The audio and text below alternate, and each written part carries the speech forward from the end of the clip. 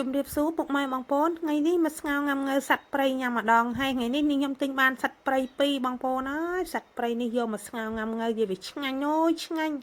ក្លិនវិញឡើងឈ្ងុយហ្មងណាបងប្អូនបងជាមួយជីចូលចេះទៀតដាក់ម្ទេសរៀងហិលហិលជូជូមកបងប្អូនអើយនិយាយវាតំណងហើយថ្ងៃនេះវាចៃដន្យទៀតបងប្អូនអើយទិញសัตว์ព្រៃនេះបានថោកទៀតណា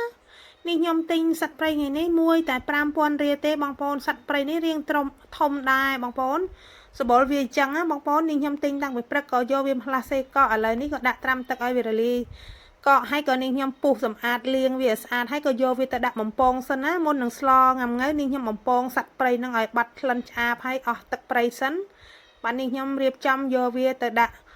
ស្ងោងំងើតែម្ដងឥឡូវនេះខ្ញុំបំពងឆ្អិនហើយនេះខ្ញុំឲ្យក្រៀមពេកទេមកល្មមទេយកសបល់ប៉ុណ្ណឹងបងប្អូនកុំឲ្យក្រៀមពេកយកទៅស្ងោក៏វារៀងសោះសាច់ដែរណាវាអត់សូវឆ្ងាញ់ឥឡូវនេះខ្ញុំដាក់ឆ្នាំងឲ្យក្តៅសិននេះខ្ញុំយកខ្ទឹមសចិញ្ច្រាំហ្នឹងមកដាក់រំលីងឲ្យឡើងក្រហមឡើងឈ្ងុយហើយបន្ទាប់ពីលីងរៀងក្រហមឈ្ងុយហើយនេះខ្ញុំក៏ដាក់ជាមួយរំដេងប្រហែលដុំទៀតណានេះខ្ញុំដាក់រំដេងដើម្បីកាត់ឆ្អាបបងប្អូន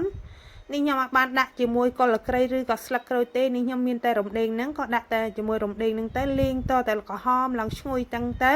បន្ទាប់មកទៀតនេះខ្ញុំក៏ចាក់ទឹកជាចូលហើយក៏នេះខ្ញុំទុកឲ្យពុះណាគ្របវាចោលទៅបន្ទាប់ពីក្របវាចាស់ហើយនេះខ្ញុំក៏មកស្រង់សាច់ហ្នឹងដាក់លើចានហើយជីដែលត្រូវបងសម្លហ្នឹងនេះខ្ញុំដាក់ជាមួយជីស្លឹកគីមឆាយនិងជីស្លឹកអាណានិងស្លឹកខ្ទឹមហើយនិងម្ទេសស្រស់2 3ចំណិតដែរហើយនិងក្រូចងំងើនោះ2គ្រាប់ទឹកបន្តិចឥឡូវនេះទឹករបស់នេះខ្ញុំបានពុះហើយនេះខ្ញុំក៏ចាប់ផ្ដើមយកសាច់ហ្នឹងទៅដាក់រំងាស់តែម្ដងនេះខ្ញុំរំងាស់ប្រហែលជា20នាទីអីទេបងប្អូនសាច់ហ្នឹងវាអត់ស្វិតទេផុយមកល្មមឆ្ងាញ់បងប្អូននេះខ្ញុំចាប់ផ្ដើមរំងាស់ចោលឲ្យវារៀងសាច់នឹងផុយបន្តិចហើយក៏ចាប់ផ្ដើមដាក់នឹងវីចេងបន្តិចនិងស្ករបន្តិចណានេះខ្ញុំអត់បានដាក់ជាមួយអំបិលអីទៀតទេបងប្អូនដោយសារសម្លថ្ងៃនេះខ្ញុំប្រើងំងើរៀងច្រើនដែរទឹកវាណានេះខ្ញុំគ្រាន់តែដាក់តែវីចេងហើយនឹងស្ករចូលទេ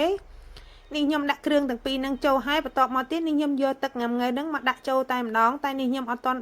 ដាក់សាច់វាទេណាពេលដែលឆ្អិនបាទនេះខ្ញុំចាប់ផ្ដើមដាក់សាច់បើបងប្អូនដាក់សាច់លំងាស់ពេលនេះទៅវាអាចនឹងរវិញអញ្ចឹងហើយពេលដែលឆ្អិនចាំយើងបង់សាច់ក្រូចនឹងចូលតែម្ដងហើយក៏ដាក់ជីដាក់អីមករួចជាការស្រេចហើយបងប្អូនឥឡូវនេះខ្ញុំភ្លក់មើលរសជាតិមកល្មមហើយនេះខ្ញុំក៏ចាក់សាច់ងំងើចូលហើយនេះខ្ញុំទុកឲ្យវាចេញជាតិបន្តិចទៅក៏ចាក់ជាមួយខ្ទឹមស្លឹកខ្ទឹមជីគឹមឆាយហ្នឹងចូលហើយនឹងម្ទេសស្រស់ហ្នឹងណាបងប្អូនហើយចាក់ចូលភ្លាមផ្លិនវិញឡើងឈ្ងុយភាយហ្មងបងប្អូននេះខ្ញុំក៏ភ្លក់មើលម្ដងទៀតដែរបងប្អូនយករសជាតិមកល្មមឆ្ងាញ់នឹងឯងអត់មានថែមអំបិលថែមទឹកត្រីថែមម្សៅរ៉ូឌីអីទៀតទេដោយសារទឹកងំងើនេះវាមានជាតិប្រៃហើយអញ្ចឹងហើយដាក់ទៅមកល្មមឆ្ងាញ់ហ្មងបងប្អូនមើលតំណងអត់នេះបងប្អូនហើយឡើងឈ្ងុយតែម្ដងណាហើយនេះខ្ញុំកម្របានញ៉ាំសัตว์ព្រៃណាទៅតែព្រឹកមិញទេមេអូនហ្នឹងគាត់ក៏ដៀតយកមកលក់នៅមុខនាងខ្ញុំហ្នឹងមួយ5000នេះខ្ញុំក៏ទិញ2ទៅមានអាតូចមួយ3000ទៀតបងប្អូនហើយវីដេអូរបស់នេះខ្ញុំក៏បានមកដល់ទីបញ្ចប់បើនេះខ្ញុំនិយាយទៅមានការលើលុបត្រង់ពាក្យសម្ដីណាមិនសមរម្យសូមពុកម៉ែបងប្អូនខន្តីអភ័យទោសនេះខ្ញុំក៏សូមអរគុណដល់ពុកម៉ែបងប្អូនតែងតែចំណាយពេលវេលាតាមដានទស្សនាវីដេអូរបស់នេះខ្ញុំតាំងពីដើមរហូតដល់ចប់